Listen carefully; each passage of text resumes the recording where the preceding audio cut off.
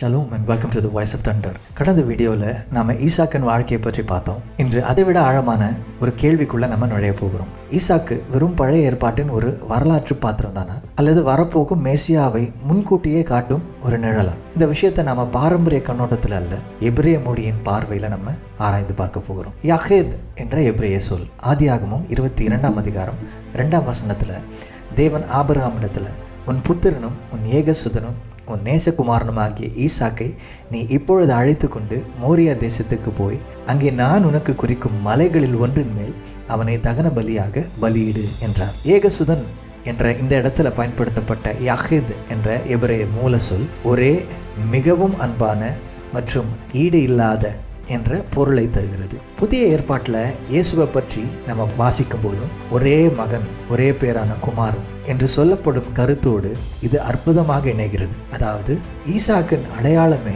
வரப்போகும் மீட்பராகிய நம்முடைய இயேசு கிறிஸ்துவின் அடையாளமாக முன்பே எழுதப்பட்டிருக்கிறது.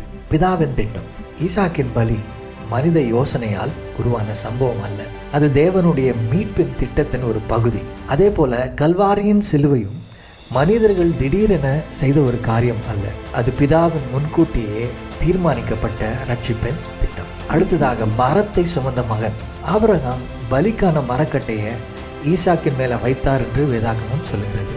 பலிக்கான மரத்தை மகனே சுமந்து மலைக்கு ஏறுகிறார். இதே காட்சியை தான் நூற்றாண்டுகள் கழித்து நாம இயேசுவின் வாழ்விலும் பார்க்கணும். அவரும் தன் சிலுவையின் கட்டையை தானே சுமந்து அதே பகுதியில் நடந்து சென்றார் என்று வேதம் நமக்கு கூறுகிறது.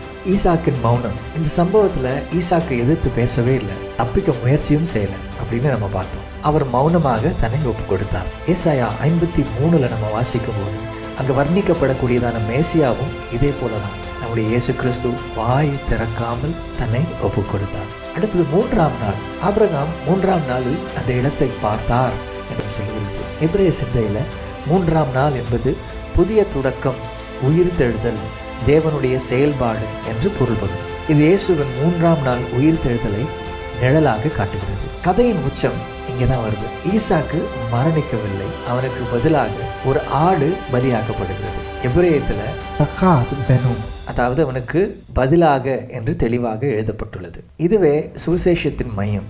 மனிதனுக்கு பதிலாக மற்றொருவர் மரித்தார். மோரியா மலை என்பது ஒரு மலைத்தொடர்.